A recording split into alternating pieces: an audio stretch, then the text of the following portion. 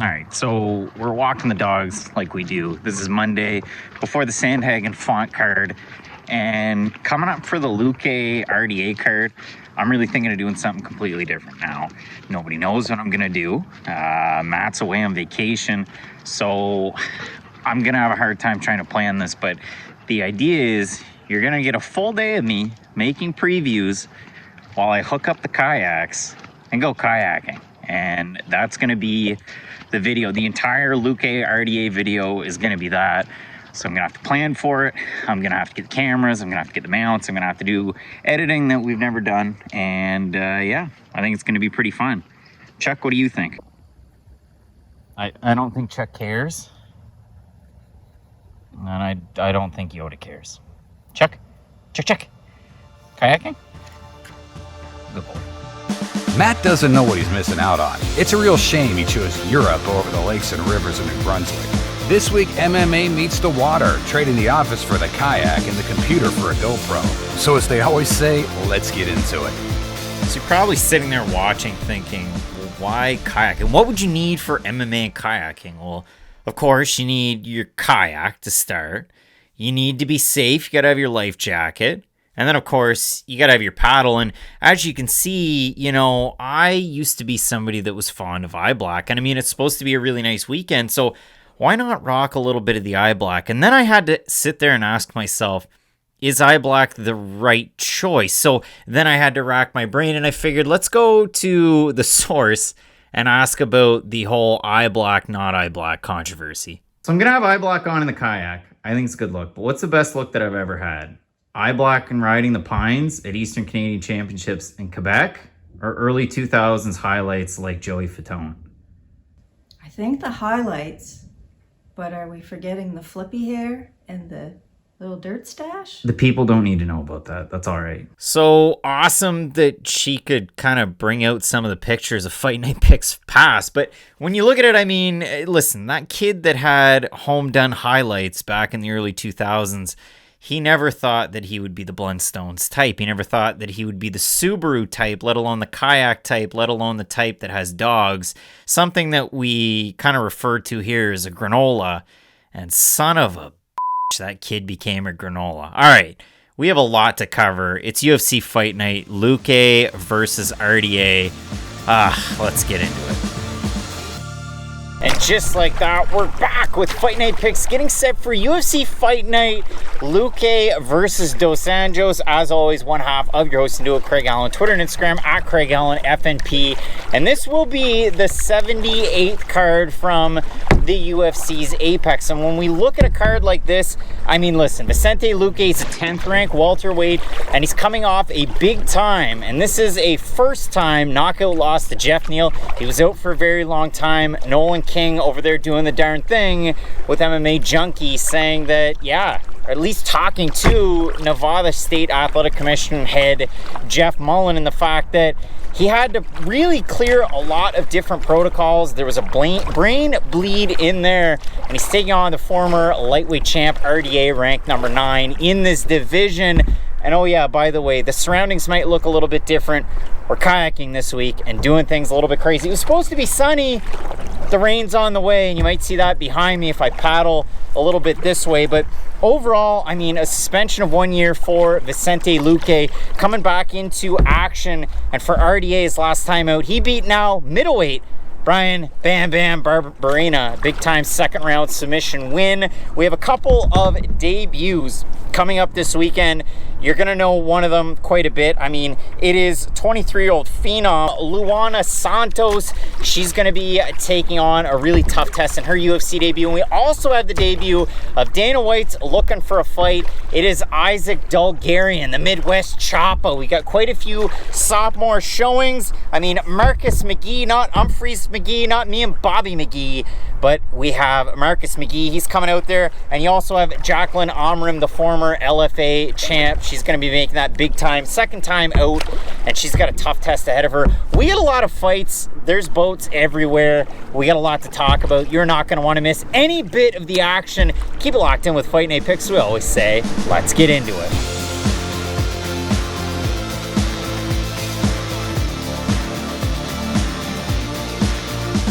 So, you know what we're doing today? We're going kayaking and we're going to be talking about the fights. And when we kick it off with this card, you look at a couple of the different fights that are added in on short notice, and you have Terrance McKinney, who right now, he's a little bit like an old pull start chainsaw that you inherited in a move. First little bit was great, we're chopping the wood, but now he's sputtering, the carburetor's plugged, and we're kind of fucked. So when you look at his fight coming up this weekend, he's replacing groovy Lando Venata on about a week and a half's notice, taking on Money Mike Breeden out of Marathon MMA. Join me, why don't you? We got to put these kayaks up on the car. So listen, when you look at the fight that we have coming up, you look at a guy in Terrance McKinney, started off his pro career at 145 pounds. He was 7-1 coming into Dana White's Contender Series 2020, and he was taking on Sean Woodson in that one. You guys know Sean Woodson. He competed last weekend, and he was taking on Dennis Bazookia. Woodson looked pretty good, didn't he?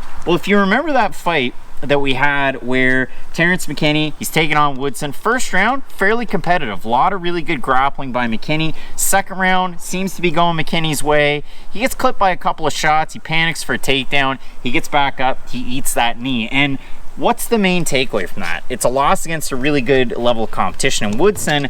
But for McKinney, it's interesting. When things go bad, he tends to go back to his roots. And he's a guy that wrestled, much publicized, North Idaho College.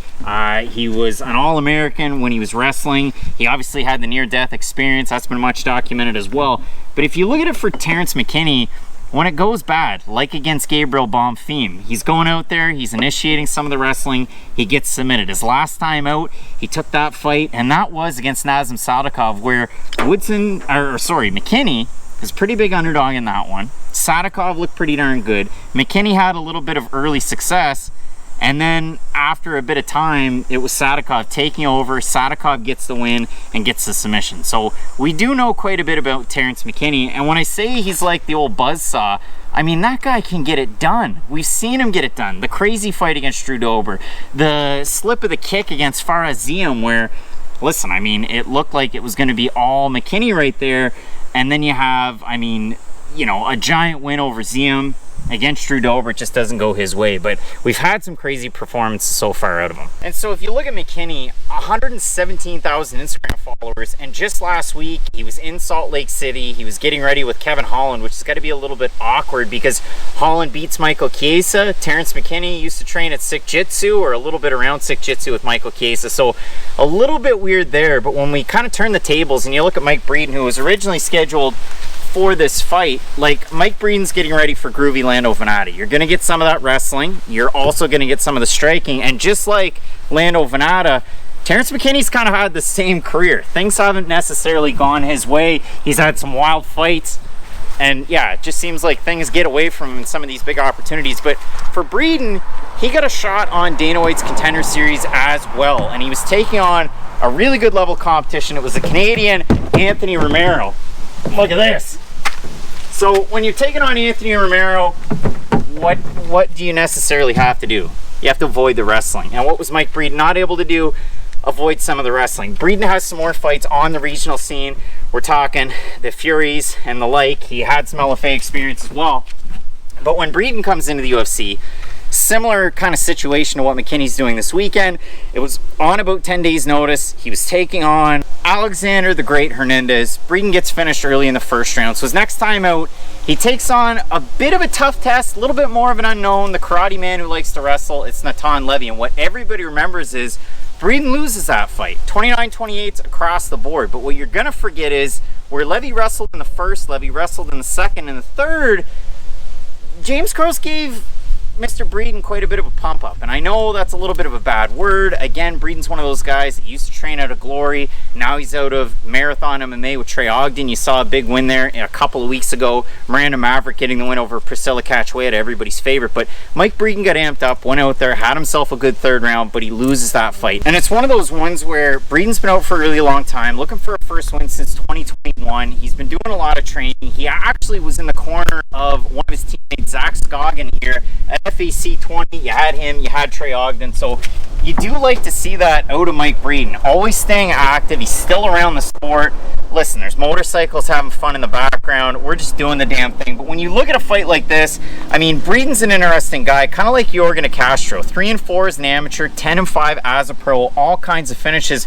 But what he does really well, where he gets his bread buttered, he plods forward, he leaves his weight on his front foot. He fights kind of like, and I know you might not like it because he just fought last weekend, but kind of a Nate Diaz light. So look out for that from Mike Breeden when he takes on Terrance McKinney. Very, very crisp boxing. McKinney on a little bit of a slide, coming in here on short notice, really, really short notice. And when I look at a fight like this, for me, I'm going to go with Terrance McKinney to get the win in this one, but it should be a really interesting fight. I mean, when you do look at it, these guys have Apex experience, and that Sadikov fight for Terrance McKinney was at the Apex. So really interesting one for these two guys, and an interesting one too for Marathon MMA. That stable of stars, yes, they can hit.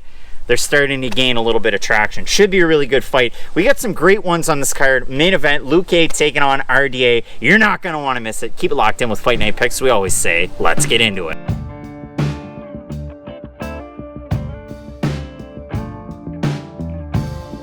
Now the second fight that's on this card, a little bit of an odd one. We have Juliana Killer Miller, season 30 Ultimate Fighter winner at flyweight. She's going to be taking on somebody who was born in this millennium. It's Luana Santos making that UFC debut. Shiny, shiny pro record, only one loss, and it's to a BJJ ace, and a lot to touch on in this fight, because if you're looking at it for somebody like a Juliana Miller, comes in with a lot of hype. She competes in a lot of big time grappling tournaments, and if you do like look at her overall style, listen, the striking might not be the best to watch, but if you do consider, I mean, her jiu-jitsu is almost second to none at 125 pounds. So when you consider somebody like Juliana Miller, you look at her last fight, she's what, like a 3-1 favorite taking on Veronica Hardy, who's coming off a giant layoff, and that's where things get a little bit tricky. You don't know what Hardy's going to look like.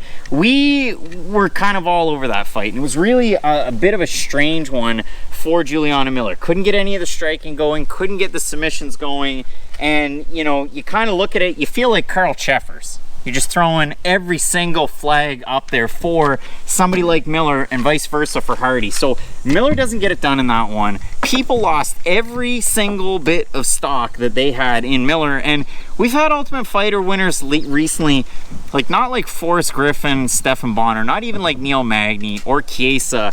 We've had fighters like Zach Paunga lose to Muhammad Usman.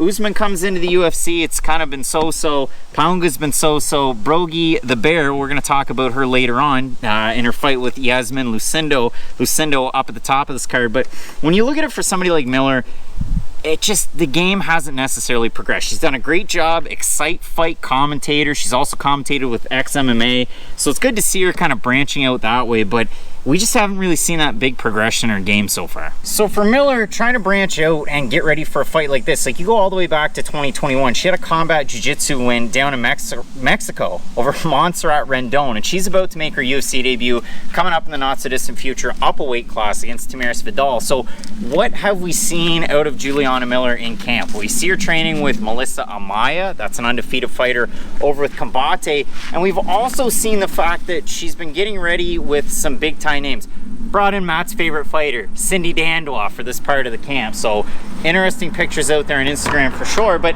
when you do look at it for her, a lot of arm punches, a lot of, you know, trying to initiate the clinch, trying to get things done her own way, and it hasn't really worked out for her. Again, a minus 390 favorite against Veronica Hardy.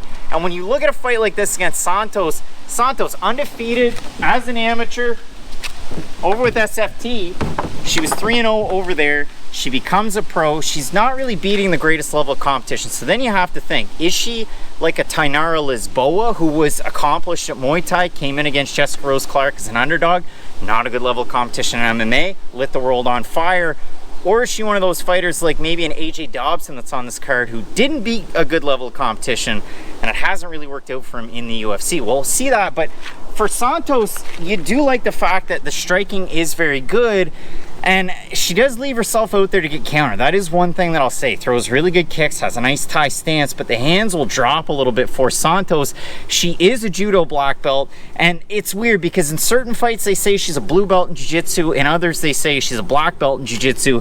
So that all remains to be seen. But she trains out of Team Lucas Mineiro, and that's a big time gym. I mean, Lucas fought in the UFC, had a fight of the night, had a performance of the night bonus, but we know a fighter out of that camp that she trains with. It's Dread, it's Luana Carolina, and that's a really good fighter to train with when you're getting ready for a fight like this. Again, you're trying to replicate some of the size, and Matt and I, we've talked about it for a while. Is Juliana Miller the biggest fighter at flyweight that you're gonna find? I mean, quite possibly. So for Santos, she's got a lot to do, but the fight that she had against Jenna Bishop is a big one. Bishop is the most accomplished jiu-jitsu practitioner you're gonna find in women's flyweight. She competes now with Bellator. I know she's 36, but that's because her, I guess her grappling career really took over. So when you look at it, like in that fight, I had it all 3 rounds for Bishop. One of the judges scored a 29-28 for Santos, but you look at the rest of these performances and they really are good. LFA 154, she's on the prelims, and she had a big reach advantage, big height advantage, and she was able to get it done in that one. She really is one of those pedigree type of athletes with that judo, with that jiu-jitsu, kind of like a Tabitha Ricci down a weight class, although Ricci had the Muay Thai to help her out quite a bit in her career. So when you're looking at somebody like Santos, not a lot of head movement. She will throw the jab, double, triple up. But the biggest thing that you got to watch out for if you're Santos' opponent, it's that big overhand right. We've seen her knock down opponents in the past. Again, not the greatest level of competition. She is a very accredited player on the ground. She struggled in those positions against Jenna Bishop. And the most interesting thing, I think, for me, just as an aside, is the fact that you have Juliana Miller out of SoCal. Jenna Bishop's out of SoCal. But Juliana Miller didn't bring in Jenna Bishop in for this fight. Like, didn't bring her in to work some of the grappling. I mean, Cindy Dandois, I mean, bag it up, I guess. That's kind of fun. But if you do consider it, it's a little bit of an odd one. Also trained at the PI with Misha Tate, and that is a good fighter to train with. Getting ready for a fight like this. I think we got the second kayak strapped on there. Listen, some big time fights on this card. For me in this one, I'm going to go with the much younger Santos, training out of Team Lucas Mineiro, as well as 011 MMA with Alain Bagoso, who was on an episode of Contender Series last summer, main evented against Farid Basharat. So some big time fights on this card, some big time grapplers in this contest. You're not going to want to miss any of that action at flyweight. And the big time main event at 170, Luque taking on RDA. Keep it locked in with Fight Night Picks, we always say. Let's get into it.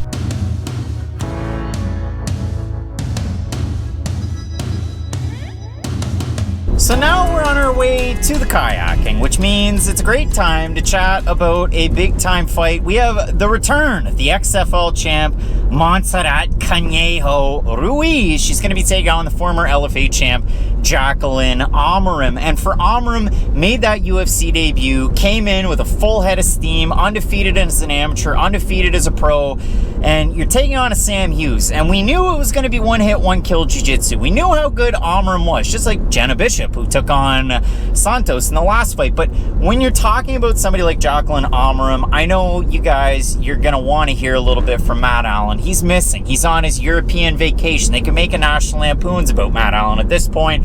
Let's throw it on over to the analysis of Amorim before that debut with Sam Hughes. You really want to talk about the nickname? Do you know what this fight makes me think of, though? This fight to me is like that game Grounders when you're in elementary school. You know, you want to jump up on all the different equipment because someone's going to go, Grounders, then you hear, because there's some liar in the group who's like, I wasn't on the ground, because they jump on the slide, but we all know they were on the ground. My whole point is, though, this fight to me is like a game of Grounders intensified in an MMA cage, because you had kind of alluded to it in the intro. Our new UFC debutante over here is very dangerous off of her. Jaqueline Amorim, and I'm going to throw it up there for her accolades in jiu-jitsu. She's a BJJ black belt under Faustino Neto, and I got some of this information from BJJ Heroes. You might have heard of BJJ Heroes, the most notable big of website. The websites, but you go down through it, that's the same coach that helped develop Carlos Diego Ferreira and one of Matt's favorite Brazilian Canadians, Bibiano Fernandes. Wow. He was able to do lots of great work work down there. But if you go down and look at it, she then moved with her then husband up to South Carolina, started training out of Team Checkmate. You can see it in the picture right there. That is the gym that she represents. And then you consider it, Matt, third place 2017 IBJJF Worlds. In 2016, she was the second place in no-gi Worlds. I mean, among other. Jaqueline Amorim was very, very, very accredited in not just regular gi jiu-jitsu, but no-gi as well. Switched gears and then became a professional mixed martial artist. She's finished all 6 of her wins, all of them inside of the first round, 5 of them by submission, in 4 different types of submission wins, and that's the impressive thing to see. Like, I know I really like Damian Maia. I talk about his jiu-jitsu a lot, but Maia's a guy who you really think of with the rear naked choke, right? That was what he was always trying to build to on the ground. But for Amorim, it is really nice to see her fish for different types of submissions. And again, that's going to be very important in this matchup. For Jaqueline, we haven't seen her out of the first round, and even in some of these fights, let's go down through them. Her fight against at LFA 101, you go back that far against Taisha Gandhi, she was a minus 2,000 favorite. Big favorite. She had no head movement, every single jab, and then in 10 seconds goes all the way across the cage with her arms out, gets the takedown, and earns the submission win by a rear naked choke. Her next time out at LFA 110, she's taking on the first of 2 Canadians in her career, 34-year-old tricky fighter, name of Megan Owen. And in that fight, she throws 1 left hook and knocks her out. And it's done really, really quick. So that's just a lot of fun. Would you agree with me, though? I do think our foundational skills, although they don't make up for an amateur background or anything like that, they are an amount of experience that I think will help her in the UFC. She doesn't throw any volume when she strikes. She doesn't move her head. But that's fine. We've seen people like Melissa Gatto make it to the UFC and have success based on a deadly jiu-jitsu game facing primary wrestlers to take her down. She was able to switch it up. But I get that. She was able to switch it up later on in her career after long layoffs and stuff. I just mean, there are fighters out there who can win the first handful of fights just based on that foundational skill set. I'm not saying she's going to make it to the top 15 from this, but I do think that BJJ is lethal enough to get wins. Amorim getting the belt the first time she tried for it. It was supposed to be at LFA 118. The quote is, unable to meet the sanctioning requirements from the California State Athletic Commission has been canceled. So they had to move her versus Loveth Young to LFA 125. In that fight, Amorim's able to get the takedown really easily. But when she goes to pick Young up, what does Young do? 2 hands in the cage. So referee John English, friend of the show, he takes a point. And ultimately, Amorim's able to go out there, get it done, get the submission win. And then defending the belt against Nichols, 36-year-old Canadian, just taking on old Canadians. They do nothing for the majority of the first round, and then as it goes on, you have Amorim that's able to really kind of scrap things out, getting that win out there once more. So for Montserrat Conejo, it's been a little bit weird. We see how good Amorim is with the jiu-jitsu, but with Conejo, you don't really see a lot of success, you know, like she's had in MMA, let alone women's MMA. I mean, yeah, we saw scarf hold throws from Ronda Rousey, but she was so good at judo. For Conejo, that scarf hold to get the fighters down to the mat, that's just rarely ever seen. And we did see her do that to great effect against Cheyenne Bays or Cheyenne Vlismus at this point in their matchup. So you had a Conejo win there, but then it's been really, really weird. And we haven't seen her in some time. Now, her last time out, she took on Amanda Lemos. She was next in line for a title shot. And she got knocked out. She got knocked out 6 ways to Sunday. Chris Toyoni was not Ward Toyoni on that night. Conejo did pop right back up, but there were about 4 or 5 shots there where Lemos landed, and it was all she wrote. So Conejo now, she comes back into this one, and it's a big-time opportunity for her to get back in the win column. She's been off for a very long time. That last win was a very long time ago.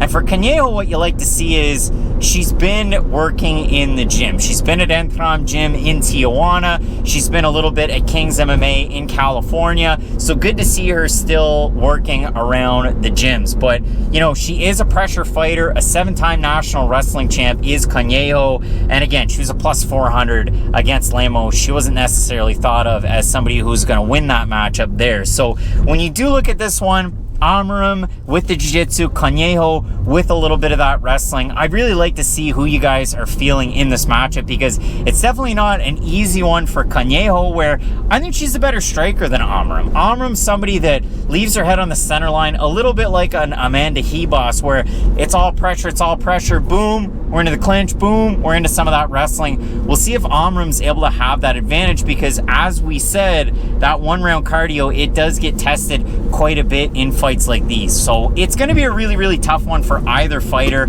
A tough one to try and make a pick on. Matt Allen in this one, let's see who he's got in the fight. Matt Allen is feeling one Jaqueline Amorim to get the win, and Matt was with Sam Hughes getting ready for that last fight. I have Jaqueline Amorim in this fight as well, but this is Montserrat Conejo's fight to lose, so it does feel. Like to see what you guys are thinking about in this one. We get some big time matchups on the card. You are going to want to keep it locked in with Fight Night Picks, we always say. Let's get into it.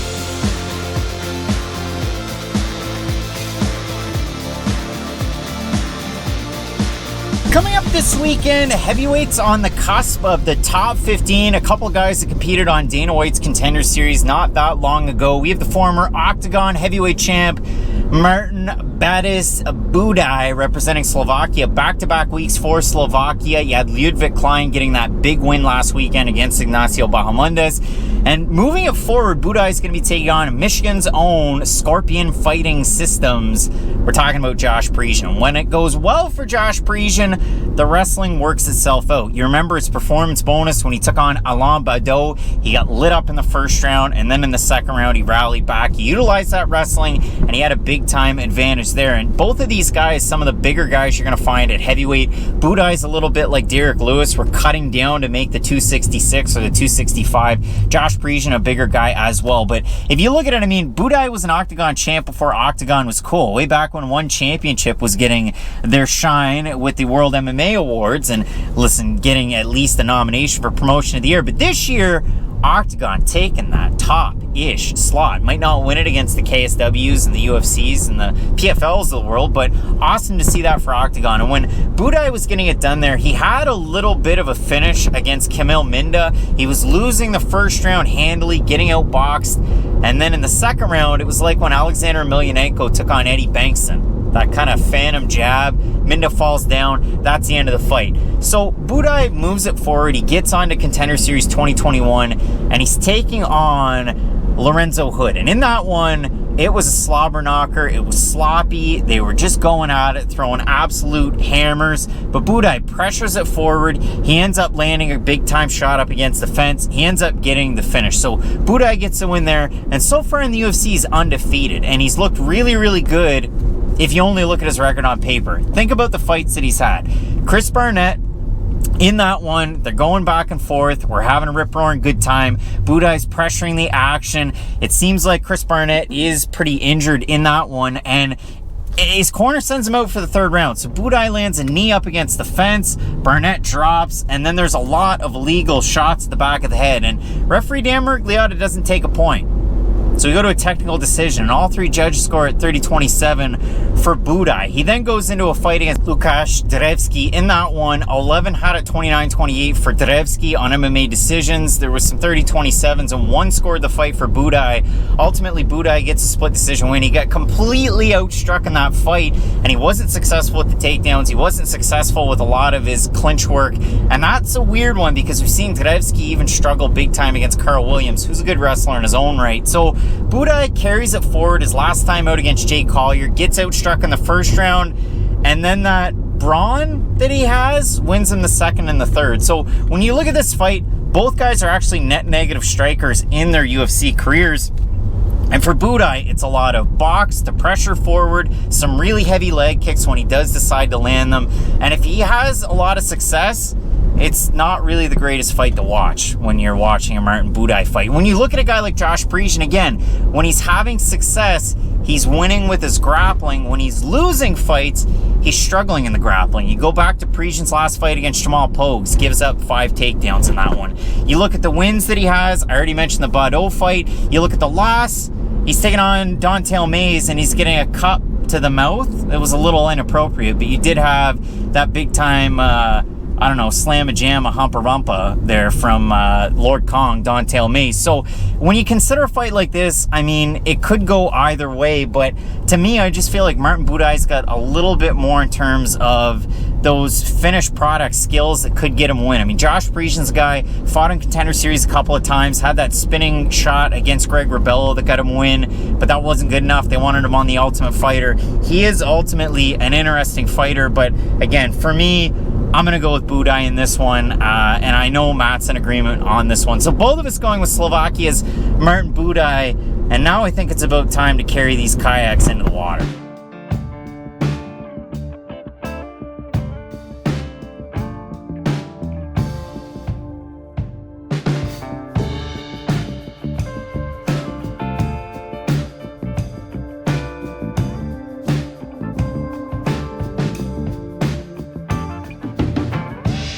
Here on the water in the kayak, getting ready. We'll see if I can put it out maybe a little bit. We got Francis Marshall, or Francis Fire Marshall, and he is a fireman. That much is true. But when you look at Francis Marshall, undefeated as an amateur, undefeated as a pro, but he lost his last matchup against William Gomis by split decision. So for Marshall, a quick turnaround from this spring's fight against Gomis. He's now going to be welcoming into the UFC. It is Isaac Dulgarian, the Midwest Choppa, training out of Marathon MMA. And listen, you've been missing Matt. He's been on his European vacation. So Matt Allen gets a little bit of time off. But we previewed Isaac Dulgarian's debut when he was supposed to take on Dan Argueta. Let's actually get you up to speed with who Isaac Dulgarian is and get you ready for this fight when he's going to be taking on Francis Marshall.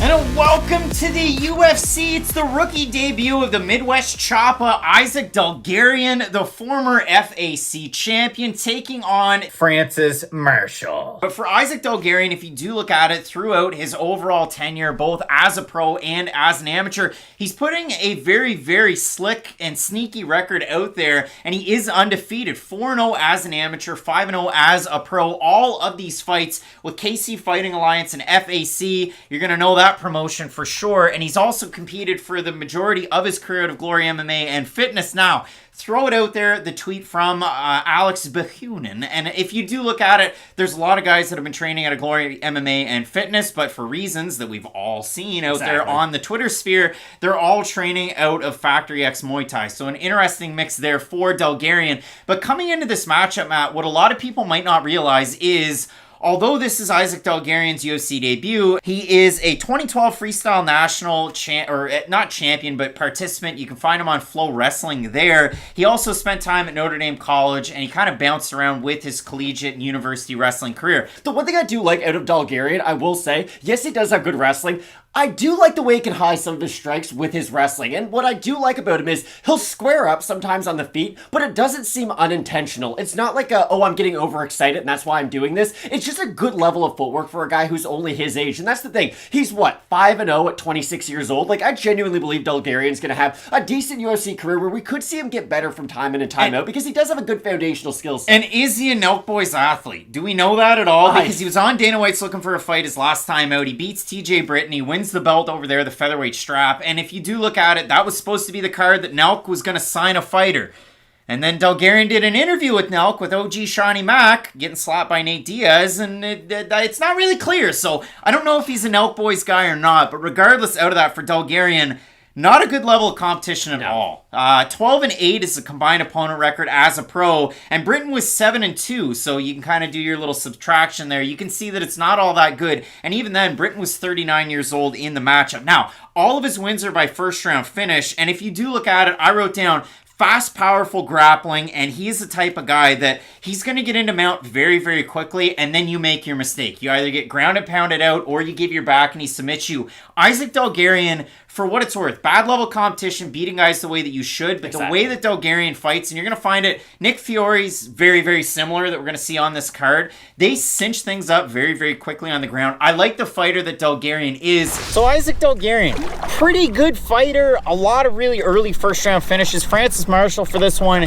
You know him as the Kurt Pellegrino protege. You know him for his pressure. He'll box the clinch, he'll take you down, and he is a deadly finisher if he gets to the ground. But you remember his fight against Matthews on Contender Series. That was a really hyped up fight. Marshall gets the win there, gets the contract as a very young entrant into the 135-pound division. And when you look at it, I mean, William Gomis is a hell of a striker. You know exactly what his lineage is in Sonda when he came into the UFC out of France. So an awesome fight in this one, and it really is a tough pick. I mean, Dulgarian is such a finisher and he has such good wrestling, but what does he look like after the first round? I don't necessarily know. So for me, trying to make a pick in this one, again, I have a hard time. It could be one that you figure out at the end of the week on question mark kicks, a little bit of a teaser there. Both of us in this fight, though, I know Matt is as well, going with Fire Marshall, Francis Marshall, to get the win. And it should be a great fight. I mean, these lower weight classes are absolutely on fire lately. It should be an awesome matchup. So look forward to that one. Toss us a like on the video if you will. We got some big time ones coming up next that you're not going to want to miss. Just keep it locked in with Fight Night Picks. We always say, let's get into it.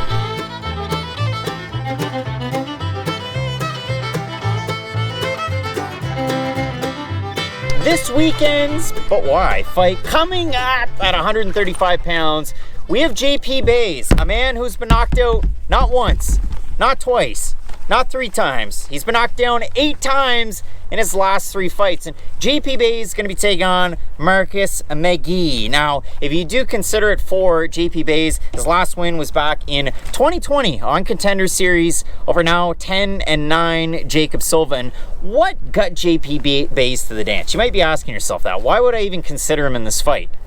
It was his offensive wrestling at 125. He's a former EFC flyweight champ. Just like Jake Hadley, who fought last weekend, got himself into some bad positions against Cody Durden. Just like, I mean, who else? Like, throw out a name. Cameron Simon had good success in the lower weight classes with EFC. So for JP Buys, good wrestling, but he's gotten a little bit wild in these fights. And he started out in the UFC like he had Fortis lineage with Saif Saud, moved it down to Vegas, training at Extreme Couture. So we'll see how it all plays out for JP Buys, because when he sees red, the wheels really do fall off. And again, those big 3 losses, you look at the level of competition, it is pretty high, but you're getting knocked down 8 times in 3 fights. It's kind of a surprise that this fight's taking place. Kind of similar to Daniel Da Silva Lacerda. That guy just keeps getting finished, but keeps getting fights. So if you look at this, I mean, for Marcus McGhee, performance of the night bonus in a short notice debut during the week that was against Journey Newson. And I know you guys want a little bit of flavor. Matt's over in Europe. A little bit of pasta sauce over there. You want to hear from him? Let's hear a little bit from Matt Allen about this matchup and about Marcus McGhee. And in steps Humphreys McGhee. I'm talking about the maniac, Marcus McGhee. And I don't know if he likes jam bands, but what I do know is that you might have heard of him. And so, for those who are kind of uninitiated out there, for some of the fight fans that might not recognize the man on the right-hand side of our screen that's not wearing a hat, the man with the hair, I'm talking about Marcus McGhee. You might know him from the Instagrams. You might know him as Sean O'Malley's training partner. Exactly. But when I look at a guy like Marcus McGhee, who's been featured heavily with Kyler Phillips, with a guy like Mario Bautista, and with Sugar Sean O'Malley, McGhee's kind of been able to mold out his own fighting. And if you've seen him, he's competed with a few different organizations, whether it's Rough MMA. He main evented his pro debut in 2020 with Rough.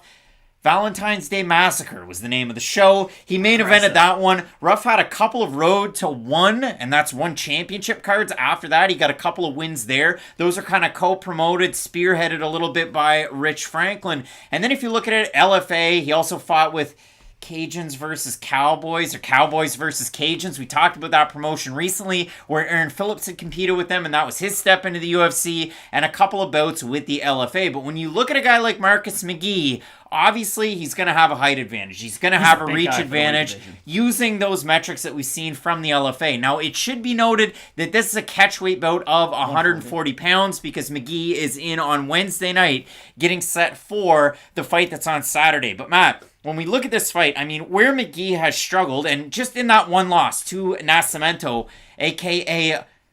Militia. That's what they called him over there. And he had like the metal militia tattoo on his back. And you know what? For Militia, I thought, why not? break out the Dirty Craig jersey. Let's just get crazy with the names on our backs, Matt, for the Craig Kimbrell shout-out. But when you look at a guy like Marcus McGhee, Matt, does he fight like Brian Kelleher? Not at all. Not at all. I like how he moves forward with his combinations. I will say that. He's not a guy like Kelleher who's going to use the combinations as much to set up his wrestling, but when he moves forward, when he's really able to go downhill with his shots, let's put it this way. If Journey Newsom finds his back up against the cage, this is going to be a really difficult fight for him because McGhee is an interesting fighter. He can fight really well from the southpaw stance. He will switch stances as he is throwing combinations moving forward, and that's a really nice thing to see, and it does show that he does have not only a high level of training partner, but that's the thing that I do like about McGhee. I was a little worried when I initially saw 32 years old, almost 33, coming into the UFC. I think this is a great matchup for him, though, coming into. When I look at a guy like McGhee, I went down through and I watched every single fight. There's 7 pro fights so far, from the rough days. That's pretty darn exciting, all the way up to the LFA. And I mean, I can break them all down in unison, but what I did have in my notes, so when he's fighting from southpaw, he's throwing hooks, he's working his boxing to the body, to the head. And if I may, he does like to lead with the left straight and not always set up with the jab. I kind of like that. It just mixes it up for his opponent. Doesn't throw a jab. He doesn't throw a jab. jab. That's what I mean. He'll throw the left straight instead of the jab. I like that. Yeah, Marcus McGhee doesn't throw a jab whatsoever. He throws the left straight. He throws hooks from both hands. And then he also, what I had in here is when he's from southpaw, he throws a roundhouse to the body. When he switches over to orthodox, it's only to land 2 strikes. It's leg kicks and teep kicks up the middle, and that's it from the orthodox stance. He rarely will throw his hands from orthodox. He'll then switch back over to southpaw. He will step, though, as he's moving forward. That's why it does kind of look like when he's on the defensive for McGhee. The other way, if he's trying to close distance, he'll throw a flying knee to close distance and drop his hands. He'll also throw kicks, drop his hands, and throw naked kicks where he's liable to getting taken down from either double leg or single leg positions. And I had that in my notes against Nascimento. He goes and throws a kick, and then he's completely naked. Nascimento runs the pipe all the way across the cage, gets a takedown, and then he kind of gives up on it. He stacks guard, gives up. They both get back up. But it is McGhee, after a lot of hand fighting, after a lot of kind of cross faces. It was almost like a neck crank. They considered it a rear naked choke, but that's his one loss. Apart from that, though, in certain fights, it was his last fight that he had over with the LFA, and then it was his first fight. He fought with his hands really, really low to the ground, where striking defense was either backing up with his hands down to his left, or just backing straight up with his hands down. So Marcus McGhee, he's billed as a paragon fighter, a semi-professional skateboarder. It's kind of like Ricky Bobby's dad in Talladega Nights, an amateur tattoo artist maybe as well. But if you look at it from Marcus McGhee, great forward pressure, drops Journey Newsom. He was working the body, he was working the head, he's got great kicks. And when I look at a fight like this, it's a little tough because, again, you get fighters like this, they'll lose quite a few fights in a row, and then they finally get a favorable stylistic matchup. We talked about it with McGhee against Old Metal Militia. He struggled with the takedown in that one. So if Bays can work in the wrestling, Extreme Couture might finally be that opportunity for Bays to get a win like that. But for me, I do like Marcus McGhee in the matchup. And I know Matt has McGhee in this one as well, but it should be a really interesting one because can Bays get back on the horse, or does he go a dreaded 0-4 to start and maybe end his UFC career? Both of us in this one going with McGhee to get the win. Probably not the craziest pick that you've seen out there, but the next matchup that we have, Josh Fremd taking on Jamie the Nightwolf. Pickett. You're not going to want to miss it. Keep it locked in with Fight Night Picks, we always say. Let's get into it.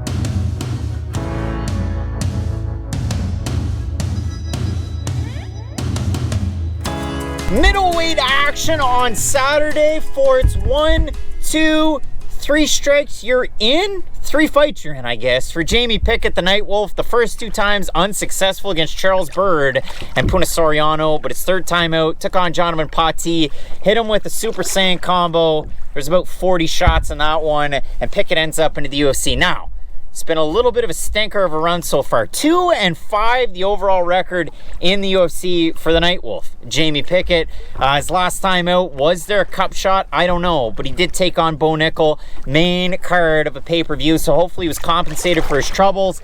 Thou doth protest. But he didn't get the win in that one and didn't get it overturned. So for Jamie Pickett, gets to move it forward against the Big Yinzer, the former Slippery Rock University wrestling man, Josh Fremd. And for Josh Fremd, a known commodity at this point, but his UFC tenure, much like Jamie Pickett's, It's been a little bit lackluster. Now, for Fremd, you look at it, he fought in that LFA middleweight tournament, the 4-man tournament, knocks out Bruno Oliveira, fights Gregory Rodriguez in the finals, loses to Gregory Rodriguez. So Fremd builds his way back up. He actually had 3 main events with the LFA. He continued to move it forward.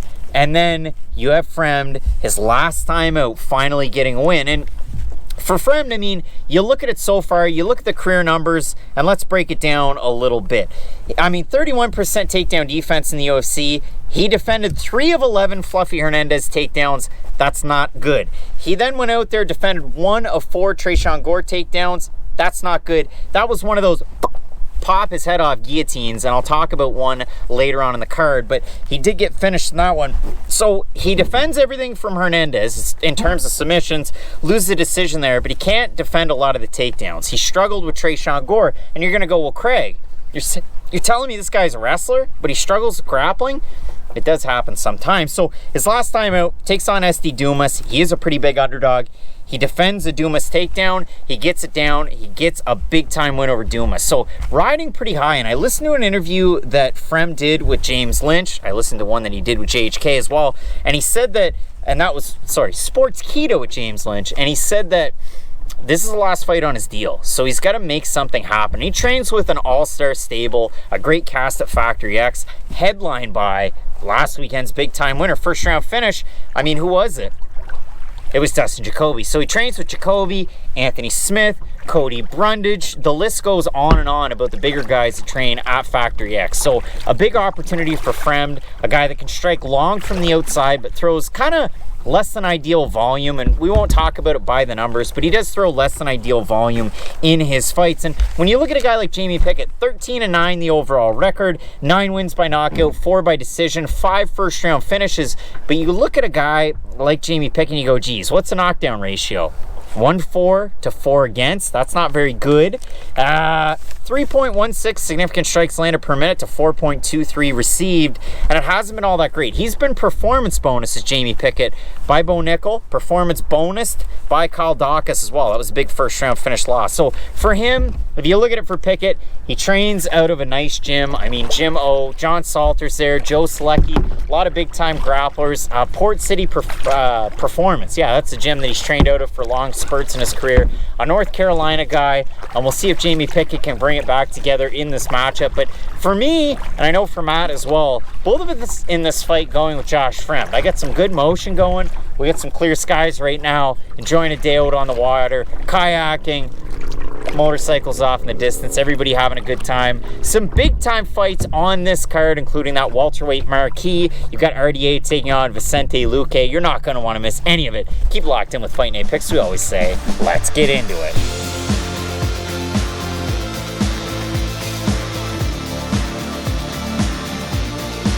Couple of older prospects looking to save their respective spots on the UFC roster. We have coming up this weekend Tafon Nchukwi, and he's going to be taking on AJ Dobson, a guy who's represented strong style as well as immortal martial arts. We've seen Mark Coleman in his corner multiple times, and if you watched AJ Dobson on Dana White's Contenders Series, you heard Mark Coleman say, "Finish him, AJ!" about 50 damn times, and finish him AJ he did. But AJ Dobson, a guy that will come at you with a lot of boxing, and that really is the specialty. He'll box to clinch, and then maybe he'll get the takedown. And you saw it on Dana White's Contender Series when he was taking on Arkagan, struggle with it. He was able to go out there, get that no hook, rear naked choke. The geese love it over there on my side. But when you look at it for Dobson, no hook, rear naked choke, he's been able to get a few of those in his career. We've also seen the knockout over Kalen Hill. First shot that lands for Dobson, a right hand, 2 seconds in, Hill's down on the mat, and then he pops back up. Dobson just goes out there and finishes him. So what we've seen from Dobson in the UFC has been a little bit more of a reserved approach. And when he took on Jacob Malkoun, where is he? I haven't seen it, Jacob Malkoun. I don't know where he's been. He hasn't fought in a very long time. Off of his last win, and yeah, he had that loss to Brennan Allen, but so be it. So if you look at it for Dobson, he was able to defend takedowns in the first round, win the first round against Malkoun with his boxing, but then he couldn't defend the takedowns round 2, round 3. His last time out, he takes on Armen Petrosyan, the striker. What are you going to want to do?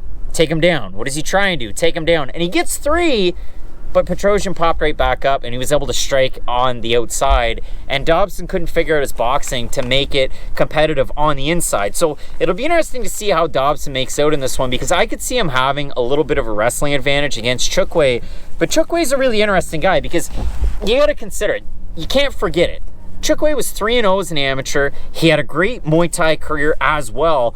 But if you consider it, like, he was 3-0 as a pro. He beats William Knight, who's on a UFC developmental deal off of Contender Series. They didn't give him the real McCoy, but you had Nchukwi knocking out Knight. Then Nchukwi ends up on Contender Series, knocks out Almatavao.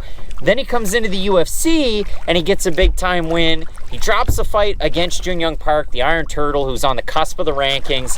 And we just really haven't seen the greatest out of Nchukwi. His last 2 fights, he's soundly beating Azamat Murzakanov, who's now ranked at 205. And then his last time out, well, what happens, Craig? I mean, why is he beating him, but it's a loss on his record? Well, in the 3rd round, Murzakanov rushes across, lands a flying knee, and I mean, that was pretty much all she wrote. But the last time out for Nchukwi, he's favored at about a -140 clip against Carlos Alberg at a City Kickboxing, and there was a strong, almost like a pawing left hand from Alberg that hits Mr. Nchukwi, and that's pretty much the end of the fight. So what do we know out of him? Well, he's an interesting case because his build is Nchukwi as an orthodox fighter, but he'll switch it up quite a bit. And this is first action since June of last year, so a really lengthy layoff for Nchukwi. He trains at a Team Lloyd Irvin, but you've seen a lot of cross-training for him and his striking team out of Crazy 88 MMA. And you might go, why do I know Crazy 88 MMA? Well, it's because of Matthew Semmelsberger. And how was his last fight? It was what it was, but Crazy 88, kind of an up-and-coming gym. Coach John Del Bruge getting it done over there. So if you look at it for Nchukwi, again, the road, it is what it is. He beats Mike Rodriguez, and yeah, that was definitely a good one. And Nchukwi looked like the version that we saw against Jamie Pickett when he made his UFC debut, when you had Nchukwi taking on Rodriguez. A lot of volume, mixing everything in, backing up his opponent. And don't forget, Dana White was comparing Nchukwi to Mike friggin' Tyson after Nchukwi beat Almatavao. So I'd really like to know who you have in this matchup, because I don't think we've seen the best of AJ Dobson in the UFC, but I think he's just a little bit unrefined compared to a guy like Tafon Nchukwi. I know Matt's in agreement on this pick. Both of us going with Tafon, Dodon, Nchukwi to get the win. We got some big time fights on this card. Next one, Polyana Viana taking on Iasmin Lucindo. You're not going to want to miss it. Keep it locked in with Fight Night Picks. We always say, let's get into it.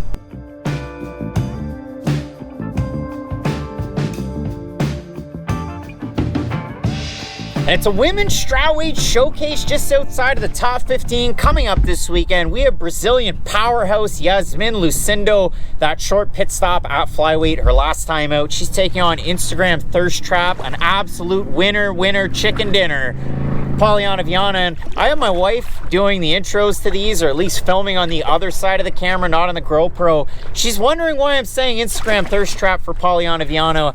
It's really awkward when you have to look up what camp she's training out of on her Instagram, because there are some racy pictures that are out there. But for Viana, she's been on a crazy win streak. And I thought in my head, getting ready for this one, big cloud above me, so that one's kind of freaky, but I thought getting ready for this, I have a bad read on Polyana Viana. So I went back and I watched our predictions for her fights.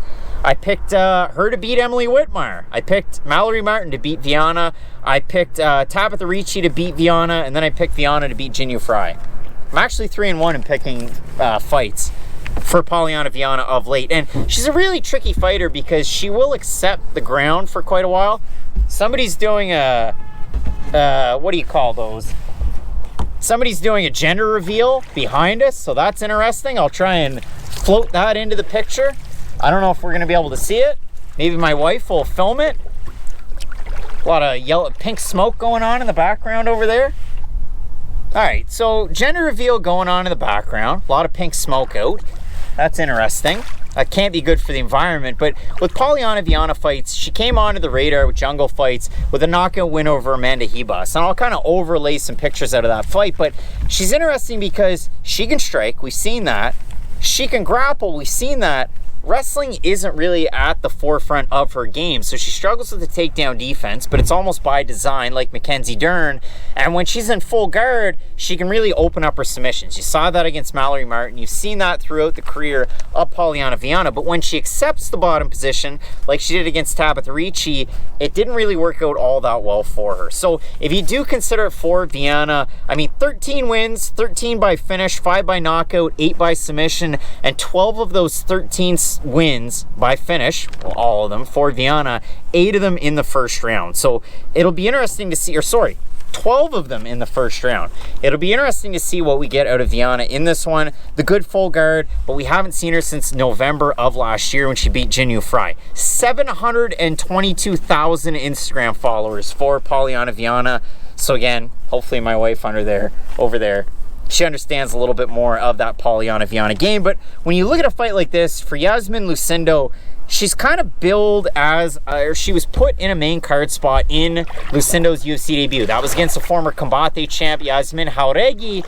And people were saying Jauregui, myself included, might be a future title challenger until her last time out where she did get finished. So for Jauregui, a little bit on the downturn. But for Lucindo, it's a bit of a bummer because after the Jauregui-Lucindo wild fight of the night, well, it just so happened that Landwehr versus Onamo was the next fight on the card. So they didn't get the bonus. And then Landwehr Onamo was a possible fight of the year. But what do we know about Lucindo? Well, we know that the takedowns, they are very good. You know what? Why don't we just throw it on over to a clip of Iasmin Lucindo so you can get a little bit of Matt. We've been missing Matt out here in the open water. For Iasmin Lucindo, different origin story and not as good. It's unfortunate, but in 2021, Guilherme Cruz wrote an article on Lucindo. The title was MMA Prospect Iasmin Lucindo turned pro at age 14 to defend mother aunts from domestic violence. And it's unfortunate and it's crazy. And for Lucindo, she's a main training partner of Matt's favorite fighter, Vina Jandiroba. So you do love to see that. But for Lucindo, I looked at this as, okay, she gets into MMA as, a Muay Thai artist. And then I go watch her fights, having that knowledge in my head, and I thought, what the f***? She's not a Muay Thai artist at all. She throws a really good right kick to the body, up kind of close to the shoulder of her opponents. She stands back and throws arm punches, and then she goes for the takedown. It's lights out. Like, she's wrapping the legs like Khabib up against the cage. I was really, really impressed by Lucindo with her groundwork, the way that she's able to flow through positions, multiple takedowns in fights. She doesn't really slow with her wrestling as the fight goes on.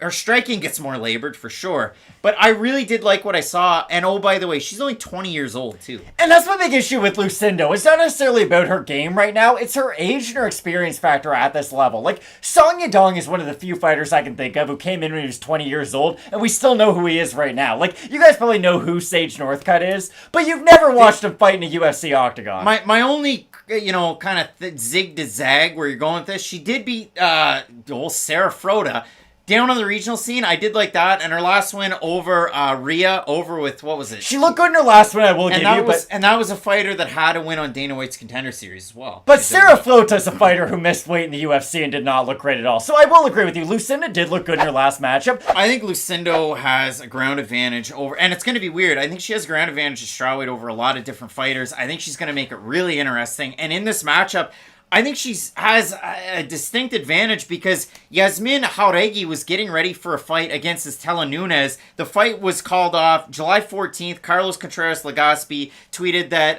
Lucindo is in on the matchup. So Jauregui already had a camp going for somebody who only strikes. Estela Nunes is a terrible grappler in this division defensively. I would agree. So it's striker versus striker. It's a fun fight. It's boxer versus kickboxer. It would have sold tickets, butts and seats at the Apex or Pachanga Resort and Casino outside of San Diego. But now in this matchup, you got to get ready for a grappler in Lucindo. Lucindo is already getting ready for a lot of different strikers. Lucindo's so I think not Damian Maia, though. No, but she's pretty damn good at this women's strawweight division. So the short notice, the it is what it is type of nature for Lucindo. Her last time out, she takes on Brogan, the Bear, Walker. And if you do look at that fight, I mean, she was a minus 360 favorite against Walker. She goes out there, all three judges scored at 30-27. Purple belt and BJJ for Lucindo, brown belt for Polyana Viana. And I'll be interested to see. I mean, do the jiu-jitsu belts really even equate to much in this fight? Is it like a Habib's a white belt type of situation? I guess that remains to be seen. In this matchup, though, it'll be interesting because if Lucindo decides to follow Viana to the ground, she could get herself caught. Viana is a very good striker down the middle. You saw that her last time out against Jinyu Fry. Multiple unanswered strikes in that blitz, and Viana gets the knockout win. So when it comes to this one, I ever so slightly am going to go with Iasmin, Lucindo, Matt as well in this one, but really interested to hear your thoughts on this fight because women's strawweight got the club going up on a Tuesday, and you got a title fight coming up with Lemos challenging. A lot of moving pieces in this division. Really want to hear from you, your thoughts on this one. I'm chilling. We're on the water. We got some big time fights left on this card. You're not going to want to miss any of it. Keep it locked in with Fight Night Picks. We always say, let's get into it.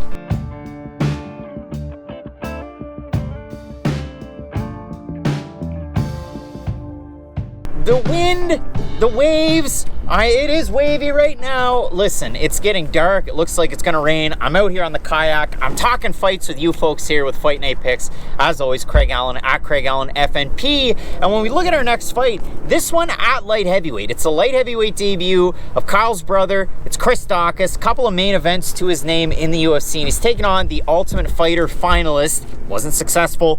Khalil Rountree Jr. And when you look at it, both of these guys combined 5 Performance of the Night bonuses, and Chris Daukaus burst onto the scene, maybe not even in the UFC debut, taking on Parker Porter, but beating Rodrigo Nascimento as a big underdog, and that really set things up. Couple of knockdowns in that fight, he continued to win. Couple of knockdowns against Shamil Durkimov, but for Chris Daukaus, it's been a rough road in his last 3 fights. He's lost all 3, and then you flip the other side of the coin, look at Khalil Rountree. 3 straight wins, he's looked amazing. The Carl Robertson fight was the one where he's dropping Robertson. I counted 4 knockdowns in that fight.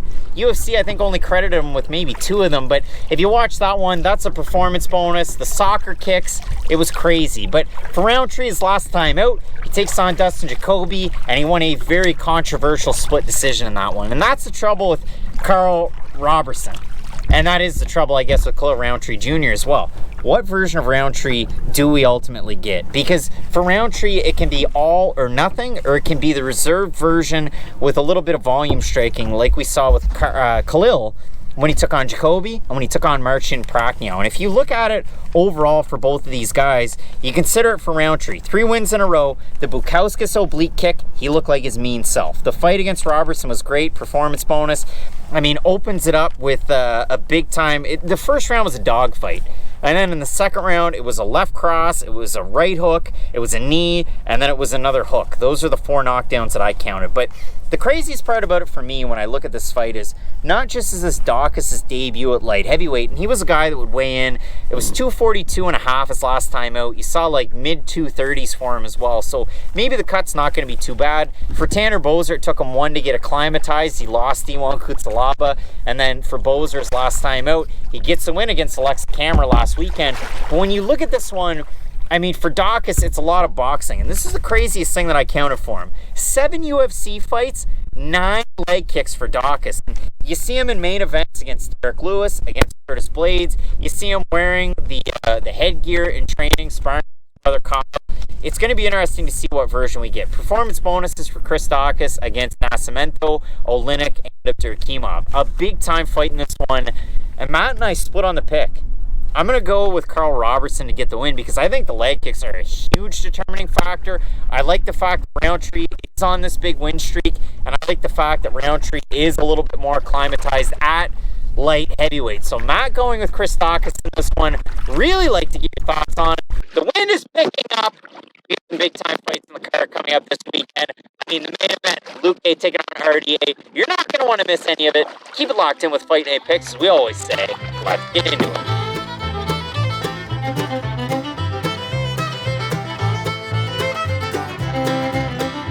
Hanging out on the river, co-main event coming up this weekend, 2022's UFC Fight Wing Hall of Fame edition. It is Cub Swanson.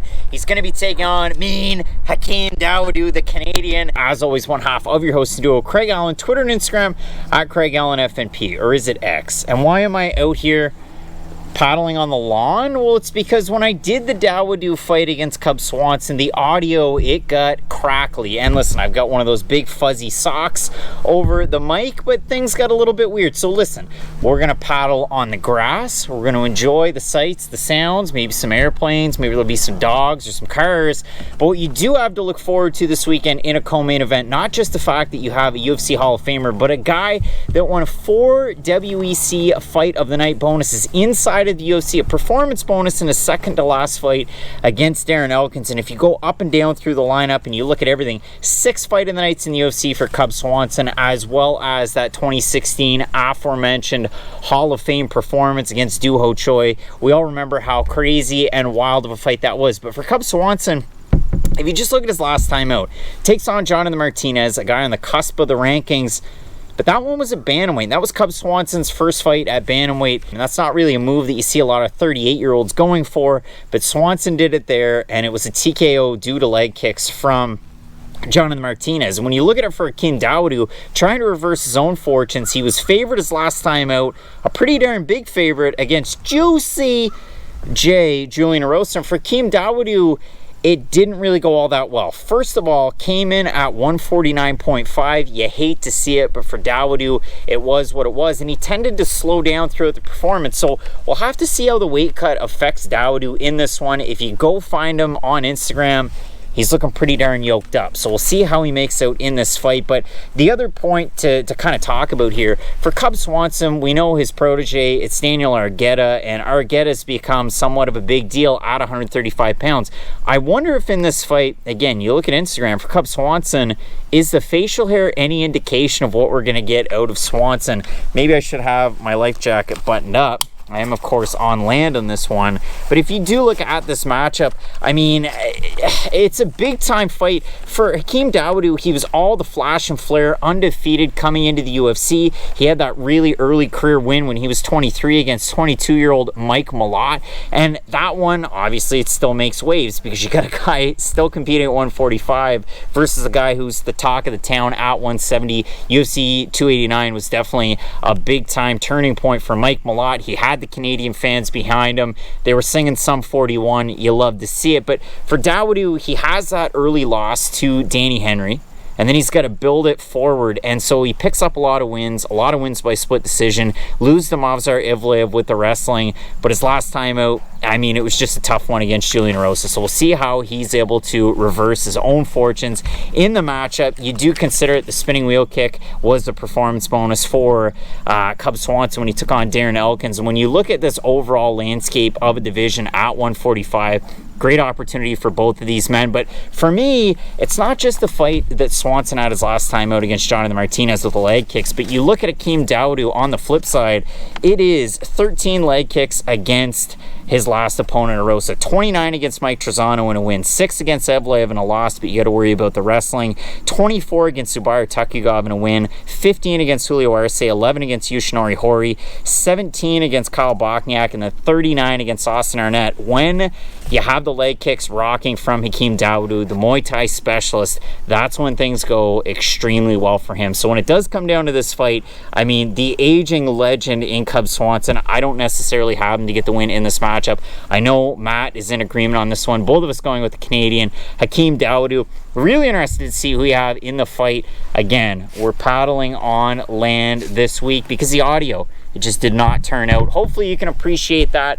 The main event, though, we're back. We got our sea legs with us. We're in the water. You're going to want to check that one out. Keep it locked in with Fight Night Picks. We always say, let's get into it.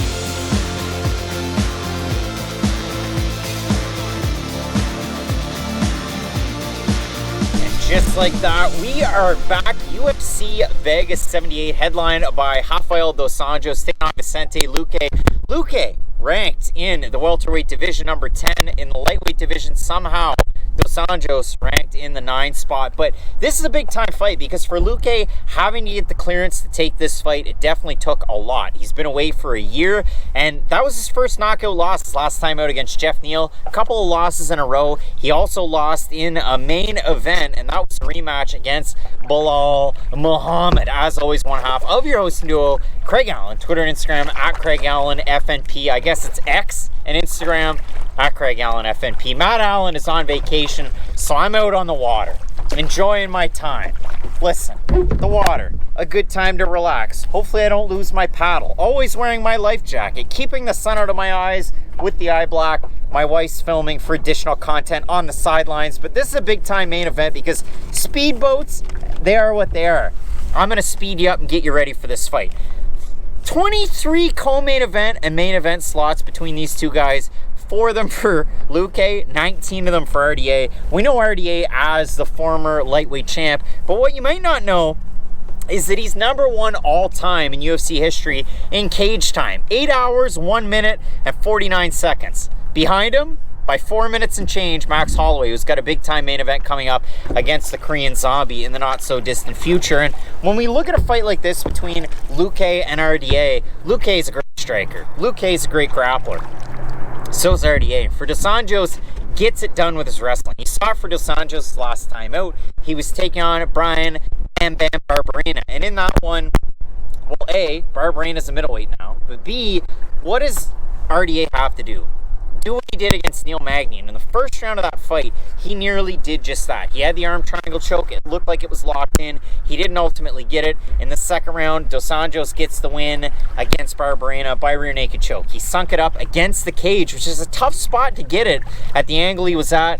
Dos Anjos gets it done, and gets the win. So when you look at RDA in his last 4 fights, he's 3-1. The loss was a fight of the night to Fiziev. One of the 2 judges had it 2 rounds for RDA. The other 2 had it scored as 39-37. That was Sal D'Amato as well as Junichiro Kamijo. But a great fight in the night there. Back and forth with the striking. We saw Fiziev in a tough fight against your BMF champ after that one, and that's Justin Gaethje. But if you do look at it in this matchup, I'll be interested to see what version of Luque we get, because training out of Serrato MMA, those guys get you ready for a fight. The Bonfim brothers are out of that gym. We know that Luque in the past has been a big supporter and training partner of Gilbert Burns. And if you look at it for RDA, consider where he trains up. Novo União is a hell of a gym to get ready for a fight like this. Maybe not the hard sparring, but you know how good the wrestling is of RDA. It's just, can he get it done against the bigger guy in Luque? That really needs to be said. For Luque, the strike numbers throughout his UFC career, 5.49 to 5.51 significant strikes landed to receive per minute, and he's fought southpaws in the past. RDA is a southpaw as well, so let's go through it. Jeff Neal is a southpaw. Well, that fight took a year away and maybe more years off of Luque's life. Chiesa, southpaw, that's a win for Luque. Barberena, southpaw, that's a win. Jalen Turner, southpaw, that's a win, even though that was a weird fight at 170 pounds. And Leon Edwards is a loss. So Vicente Luque actually at a positive clip against southpaws, being an orthodox fighter. He's 3-2 right there. And when we look at it for a guy like this in Vicente Luque, we just need to see a return to normalcy for him. And he draws a test where RDA is not a giant, thunderous, ginormous puncher. We've seen him close a lot of distance with his strikes. You remember his wild fight that he ended up losing against Eddie Alvarez in a fight night? That was crazy because, I mean, RDA was supposed to fight Conor McGregor. The fight falls out, and then he gets Alvarez a long time later. He loses that fight, the belt's gone. But before that, I mean, Anthony Pettis fight, that was a great win for him. And we could go really down through the list. But RDA hadn't been dropped. And dropped, I mean, yeah, he'd been finished, but he hadn't been dropped in terms of the knockdown counter in the UFC. From the debut in the UFC in 2008 against Jeremy Stevens to his fight in 2022 against Fiziev. That is insane. A legendary chin for RDA. Again, RDA minus 520 favorite his last time out. I'd love to hear from you guys and who you have in this matchup, because I think for Matt and I, split on the pick. Matt going with Vicente Luque in the main event, your ranked welterweight, and I'm going to go with RDA, the ranked lightweight. I think RDA is going to have a little bit of an advantage in the grappling, but he's definitely getting up there in age. And when it comes to years and fight years, these two guys are both really up there. Listen, a day on the kayak, enjoying it. We get the fights coming up this weekend. Hopefully you guys enjoyed the videos this week, doing something different. And the new logo, the new intro, you can always find me at Craig Allen FNP on on Twitter, or what was formerly known as Twitter. On Instagram, you can find Matt at Matt Allen FNP. He's out there enjoying his European vacation. I'm out here in New Brunswick enjoying the river that is, and yeah, having a good time on the head pond. So a lot of fight action to look forward this weekend. You can always find us here, and question mark kicks coming up this weekend as well. 2 hours before the prelims. You're not going to want to miss any of the action. Keep it locked in with Fight Night Picks. We always say, let's get into it.